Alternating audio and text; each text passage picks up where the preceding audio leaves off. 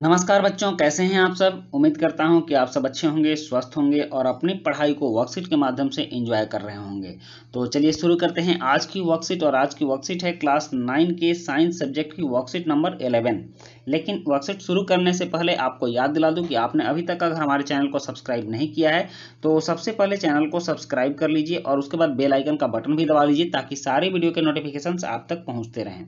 तो let's start. आज हमें जानना है दाब के बारे में।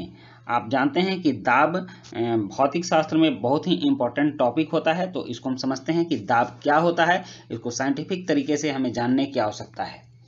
एक बॉल पेन को अपने हाथ में लीजिए। अब पॉइंटेड सिरे से इसे उंगली से दबाइए। जिधर पॉइंट है उधर से आप उंगली से दबाइए। क्या यह चुभता है? अब उसी बल से इसके दूसरे सिरे को दबाओ। क्या अब भी यह वैसे ही चुभ रहा है? क्या दोनों स्थितियां समान थी? सोचो ऐसा क्यों हुआ? तो जब आप इसके नुकीले भाग को दबाएंगे तो स्वाभाविक है कि यह चुभेगा, और फिर जब इसके उल्टे भाग को, जिधर चौड़ा सिरा है, उधर से दबाएंगे तो यह नहीं चुभेगा। इसका कारण क्या है, वहीं आज हमें समझना है। जैसा कि आप बल तथा उसके प्रभाव के विषय में जानते हैं कि बल के प्रयोग द्वारा किसी वस्तु की स्थिति, आकार, गति की अवस्था में परिवर्तन किया जा सकता है। मतलब कि जब हम किसी वस्तु में बल लगाएंगे तो या तो उसकी स्थिति में परिवर्तन हो जाएगा, या फिर उसकी गति बढ़ जाएगी या घट जाएगी, और इस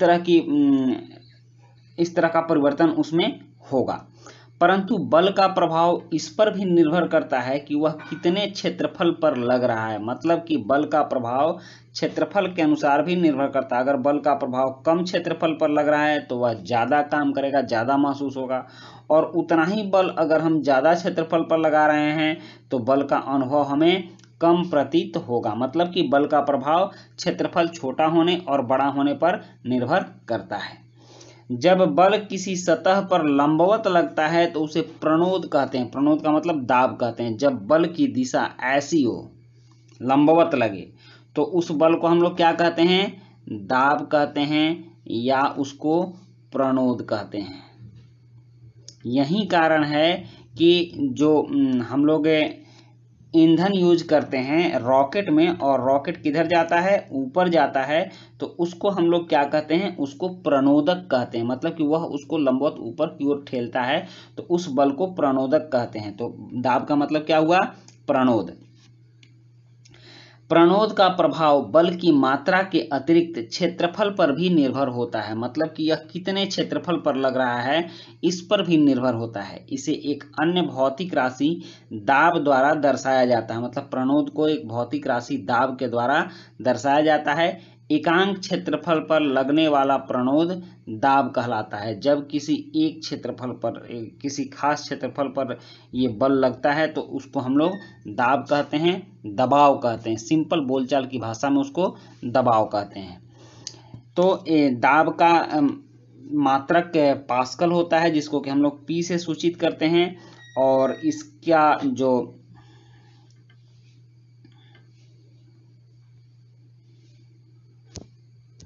फॉर्मूला है वह इस तरह से लिखा जा सकता है: प्रणोद बटा क्षेत्रफल। मतलब कि फोर्स बटा एरिया, फोर्स बाय एरिया, दाब बटा एरिया। मतलब कि यह बल बटा एरिया, क्षेत्रफल। तो इसका एसआई मात्रक पास्कल होता है, और पास्कल का मात्रक होता है न्यूटन प्रति मीटर स्क्वायर। मतलब कि जो दाब है इसका मात्रक न्यूटन प्रति मीटर स्क्वायर होता है। तो यहाँ भी वही दिया गया है। न्यूटन, बल का मात्रक न्यूटन होता है। आप देख लीजिए, बल का मात्रक एफ मतलब फोर्स होता है, और फोर्स को हम लोग क्या कहते हैं? बल कहते हैं। और बल का मात्रक न्यूटन होता है। तो ये हो गया न्यूटन बटा स्क्वायर। तो स्क्वायर का मतलब मात्रक क्या होता है? मीटर स्क्वायर होता है। सॉरी, क्षेत्रफल का मात्रक मीटर स्क्वायर होता है। तो एन बाई एम स्क्वायर हो गया। तो वहीं पर यहाँ पास्कल का मतलब N by N square, newton प्रति वर्ग मीटर दिया हुआ है।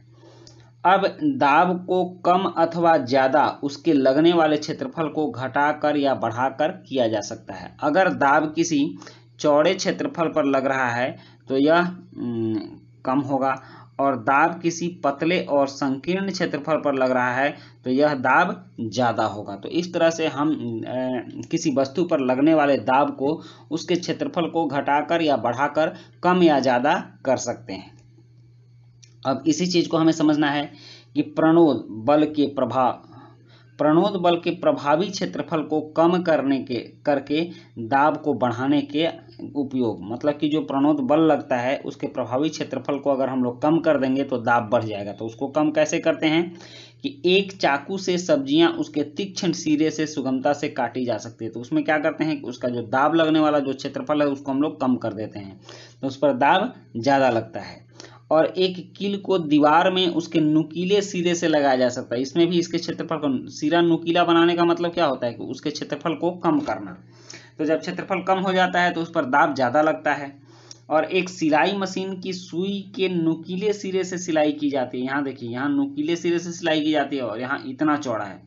तो यहाँ भी दाब को बढ़ाने के लिए इसके क्षेत्रफल को कम किया जाता है, जिससे कि दाब बढ़ जाता है और कार्य सुगमता से हो जाता है। अब कुछ वैसा कार्य हम लोग देखते हैं जिसमें कि प्रणोद के प्रभावी क्षेत्रफल को बढ़ाकर दाब को कम करने का उपयोग किया जाता है। कहीं कहीं ऐसा भी काम करना होता है कि उस दाब को कम करना पड़ता है, तब जाकर हमारा काम होता है। तो स्कूल बैग के पट्टे को चौड़ा बनाया जाता है। देखिए, इससे क्या होता है कि दाब कम हो जाता है और बच्चों को यह बैग कम भारी लगता है। और वाहनों के टायर चौड़े होते हैं जिससे कि वाहन के जो भार हैं वह बट जाएं और टायर पर ज़्यादा दबाव ना पड़े। इसके बाद फ्लाई ओवरों के आधार अधिक फैले होते हैं। आप ये देखिए, ये आधार फैला होता है जिससे कि दाब बढ़ जाए और फिर बाद में इसको पतला करके एक जगह स्थिर कर दिया जाता है इस दाब को। इससे पुल पर लगने वाला भार बट जाता है और पुल पर दाब, गाड़ियों का दाब जो है वो कम लगता है। अब कुछ प्रश्न है कि दाब को परिभाषित कीजिए, यह किन कारकों पर निर्भर है बताइए, और निम्न के कारण बताइए। वाहनों के टायर चौड़े होते हैं, फलों एवं सब्जियों को एक कुंद चाकू से काटना कठिन होता है, और बालू पर खड़े रहने पर आपके पैर उसमें धंसते हैं परंतु लेटने पर नहीं। तो चलिए बच्चों, अब इन प्रश्नों के उत्तर करते हैं। प्रश्न 1 है यहाँ पर कि दाब को परिभाषित कीजिए, यह किन कारकों पर निर्भर है। तो इसका उत्तर है कि जब बल किसी सतह पर लंबवत लगता है तब उसे दाब कहते हैं। यह बल की मात्रा और क्षेत्रफल पर निर्भर होता है। और प्रश्न 2 है कि निम्न के कारण बताइए। वाहनों के टायर चौड़े होते हैं। तो वाहनों के टायर चौड़े क्यों होते हैं? ताकि वाहनों के दाब को कम किया जा सके। और दूसरा पॉइंट है बी कि फलों एवं सब्जियों को एक कुंड चाकू से काटना कठिन होता है, क्योंकि इससे प्रणोद बल कम हो जाता है और सब्जियां कटती नहीं है। मतलब दाब कम हो जाता है और सब्जियां नहीं कटती हैं अगर चाकू कुंड हो तब। और तीसरा पॉइंट है कि बालू पर खड़े रहने पर आपके पैर उसमें धंस सकते हैं परंतु लौटने पर नहीं, क्योंकि बालू पर लौटने पर हमारा क्षेत्रफल बढ़ जाता है और क्षेत्रफल के अनुपात में बालू पर लगने वाला दाब कम हो जाता है, इसलिए लौटने पर हम नहीं धंसते हैं। तो बच्चों, आप इस दाब को उम्मीद है कि बहुत अच्छी तरह से समझ गए होंगे, प्रणोद बल को समझ गए होंगे, बल को समझ गए होंगे और किस तरह से प्रणोद बल वस्तु के क्षेत्रफल पर निर्भर करता है, इस स्थिति को भी आप समझ गए होंगे। तो मैं आशा करता हूं कि आपको यह वर्कशीट अच्छी लगी होगी, और जब वर्कशीट अच्छी लगी हो तो लाइक, सब्सक्राइब, कमेंट जरूर कीजिएगा। मिलते हैं नेक्स्ट वीडियो में। Thank you.